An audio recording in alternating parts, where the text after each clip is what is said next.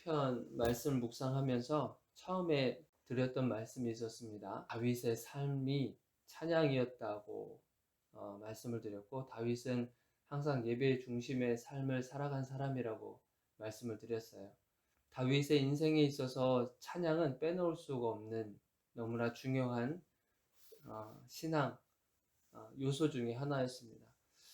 다윗이 기쁠 때도 하나님을 찬양했고, 다윗이 슬플 때도 하나님을 찬양하고, 또 다윗이 사울 왕한테 쫓겨다니는 삶을 살아갈 때도 하나님을 찬양하고, 왕이 되었을 때도 하나님을 찬양하고, 또 분노가 일어났을 때도 하나님을 찬양하고, 화가 났을 때도 하나님을 찬양하고, 심지어는 죄를 범하고 나서도 회개하는 그런 찬양을 하나님께 올려드렸어요. 그러니까 다윗의 인생에 있어서 찬양은 빼놓을 수가 없는 그런 인생이었다. 그래서 저와 여러분들도 찬양이 정말 우리에게 귀하고, 찬양을 통해서 우리의 신앙을 고백할 수 있고, 또 하나님을 사랑한다고 고백할 수 있고, 하나님 용서해 달라고 죄를 용서해 달라고 하는 그런 회개, 또 찬양을 할 수도 있고, 이 찬양은 참 다양하게 우리에게 다가오고 또 사용할 수 있는 것 같아요. 다윗의 인생에 있어서 이 찬양이 얼마나 귀하고 또 소중하고 했으면, 오늘 본문 말씀에는 이 찬양이라고 하는 단어가요, 11번 정도가 사용이 돼요. 총 6절, 6구절로 되어 있는 이 시편 150편인데, 한 구절당 2번씩 사용할 정도로 이 찬양이 얼마나 귀하고 또 소중했는지 우리 다윗의 고백을 좀 알 수가 있는 것 같아요. 여러분들 찬양함과 경배라고 하는 단어 많이 들어보셨죠? 혹시 이거 두 개의 차이를 아시겠어요? 비스무리하고 참 비슷하게 사용되는 것 같은데 조금은 좀 다른 모습이 있어요. 찬양은 하나님의 어떠하심, 그러니까 하나님이 위대하시고 하나님이 긍휼하시고 사랑이 있고 하는 이런 것들을 다양한 방법으로 표현을 하는 겁니다.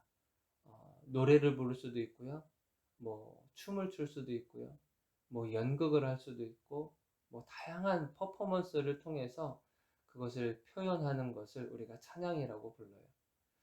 그러면 경배라고 하는 거는 뭐냐면, 우리가 찬양을 통해서 우리의 어떤 노래라든지 춤이라든지 어떤 율동이라든지 아니면 그런 드라마라든지 이런 것들을 통해서 하나님의 임재 속으로 들어갈 수 있도록 도움을 받았다고 한다면, 그 임재 속에 들어가고 나서의 우리의 모습들, 우리가 하나님에 대해서 어떻게 고백하는지, 그것을 경배라고 불러요.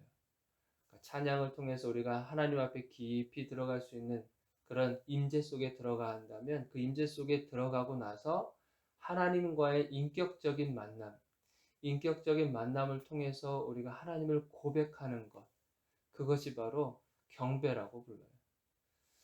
그래서 이 찬양은 정말 다양하게 우리가 요즘에 볼 수 있죠. 다양한 방법으로 하나님의 어떠하심에 대해서 고백하는 것을 우리가 볼 수가 있어요.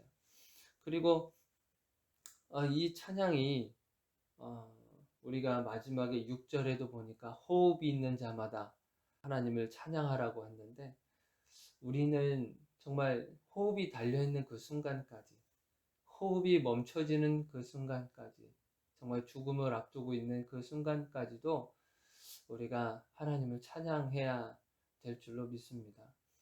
어제 제가 이찬수 목사님 설교를 들으면서 참 이 귀에다가 이 이어폰을 꽂고 일을 하면서 설교를 들을 수 있다는 게 너무 감사하더라고. 이찬수 목사님의 설교를 들으면서 거기서 한 분의 예화가 나왔어요. 루게릭병을 앓고 있는 어떤 성도분이신데, 이제 그분은 이제 온몸을 다 사용을 못해요. 그런데 이 안구만 이제 움직일 수 있는 그런 상황이 된 거죠. 그러면서 요즘에 참 기술이 발달이 돼서 안구 움직임을 통해서 이 타자가 이게 글씨가 새겨지는 그 컴퓨터 프로그램이 있대요. 그래서 그 안구를 통해서 이제 목사님과 뭐 2시간가량을 이렇게 눈동자로 이렇게 대화를 하면서 감사를 그렇게 했대요. 말은 못 하시잖아요. 그런데 눈동자로 타자를 이렇게 해치하면서 그 감사가 그렇게 나오더래요.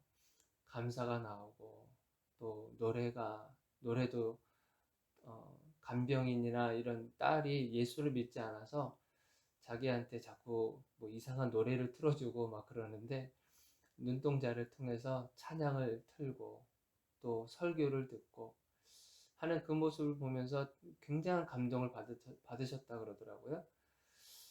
찬양의 능력이 참 그런 것 같아요.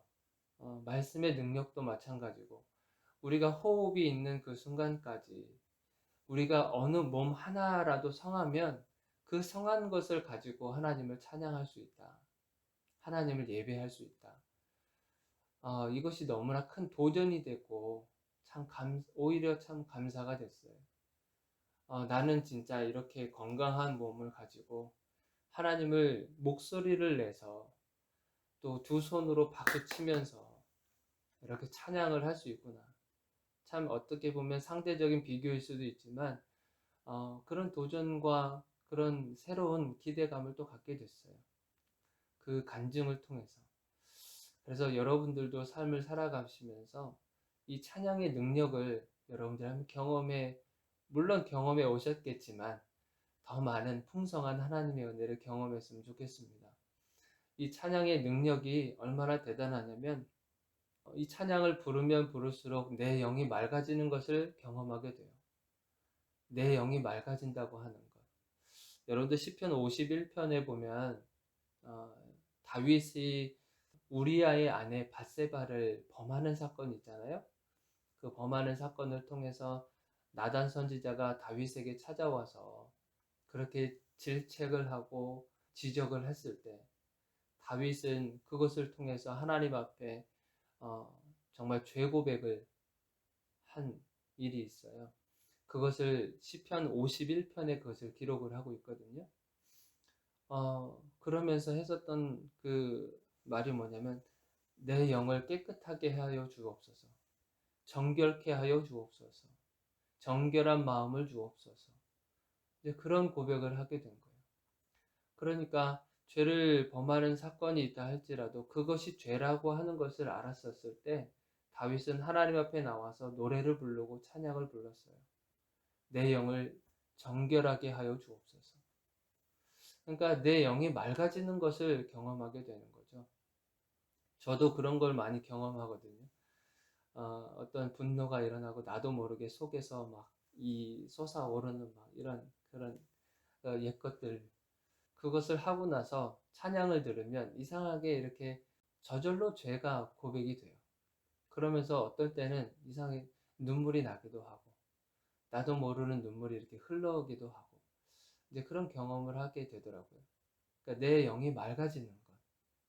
내 영이 정말 세상으로 하여금 더러워졌고 세상의 가치관으로 물들어져 있었던 나의 모습이 다시금 찬양을 들음으로 인해서 찬양을 부름으로 인해서 다시 새로워지는 것을 경험하게 됐습니다.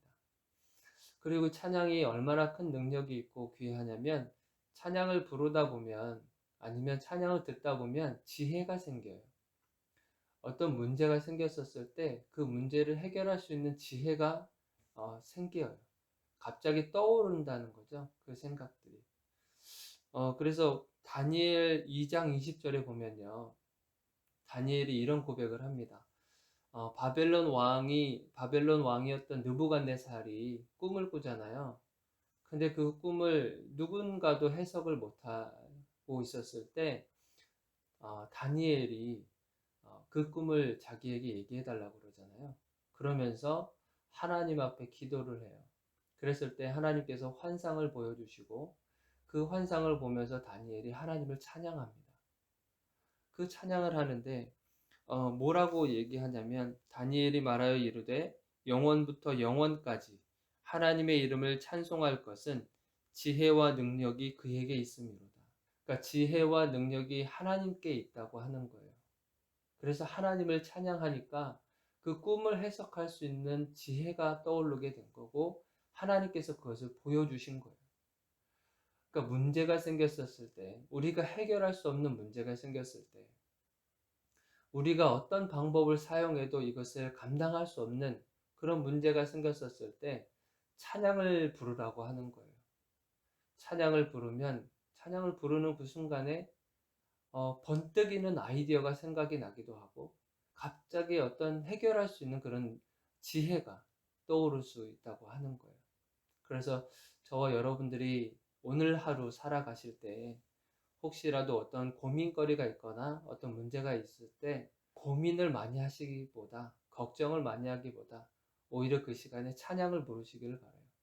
그러면 하나님께서 생각지도 못할 그런 방법으로 여러분들의 인생과 여러분들의 삶을 이끌어 가실 것을 믿습니다. 그래서 오늘 하루 여러분들이 하실 것은 찬양을 많이 듣는 것, 찬양을 많이 들으시고 또 찬양을 부르실 수 있으면 부르시고 운전하시다가 차에 혼자 있으면 큰 소리로도 한번 찬양을 불러보세요. 그러면 새로운 힘이 솟아날 줄로 믿습니다. 그래서 오늘 주신 하루, 정말 선물과 같이 주신 오늘 하루도 승리하시면서 감사가 넘쳐나는 시간이 되기를 주님의 이름으로 축원드립니다.